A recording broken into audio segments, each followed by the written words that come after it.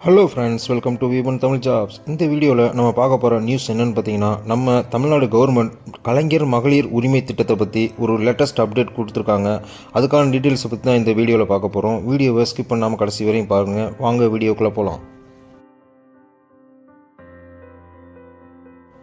பெண்களின் வாழ்க்கை தரத்தை மேம்படுத்தி சமூகத்தில் சுயமரியாதையோடு வாழ்வதற்காக வழிவகுக்கும் வகையில் தமிழக அரசு சார்பில் கலைஞர் மகளிர் உரிமை திட்டம் தொடங்கப்பட்டது. கலைஞர் மகளிர் உரிமை தொகை திட்டத்திற்கு 2024 மற்றும் 2025 நிதியாண்டில் சுமார் 13,722 கோடி நிதி ஒதுக்கப்பட்டது.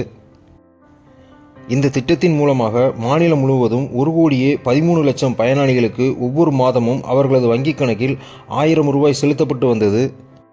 இந்த நிலையில் இந்த திட்டத்தில் விண்ணப்பித்து நிராகரிக்கப்பட்டவர்கள் மேல்முறையீடு செய்ய வாய்ப்பு அளிக்கப்பட்டுள்ளது.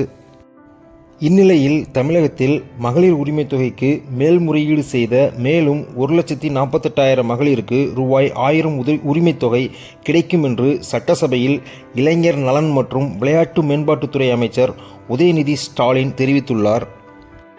விண்ணப்பம் நிராகரிக்கப்பட்டவர்கள் மேல்முறையீடு செய்யலாம் என்றும் செல்போன் எண்ணிற்கு குறுஞ்செய்தி வந்தபின் 30 நாட்களுக்குள் இ-சேவை மையம் மூலம் மேல்முறையீடு செய்யலாம் என்று தெரிவிக்கப்பட்டுள்ளது. முன்னதாக தகுதியான அனைவருக்கும் மகளிர் உரிமை தொகை திட்டத்தில் பயனடையும் வகையில் நிதி ஒதுக்கப்பட்டுள்ளதாக தமிழக அரசு சார்பில் தெரிவிக்கப்பட்டிருந்தது. இதனைத் தொடர்ந்து தற்போது சட்டசபையின் மானிய கோரிக்கையை தொடர்பான விவாதங்களின் போது மகளிர் உரிமை தொகை திட்டம் குறித்து விளக்கம் அளிக்கப்பட்டுள்ளது.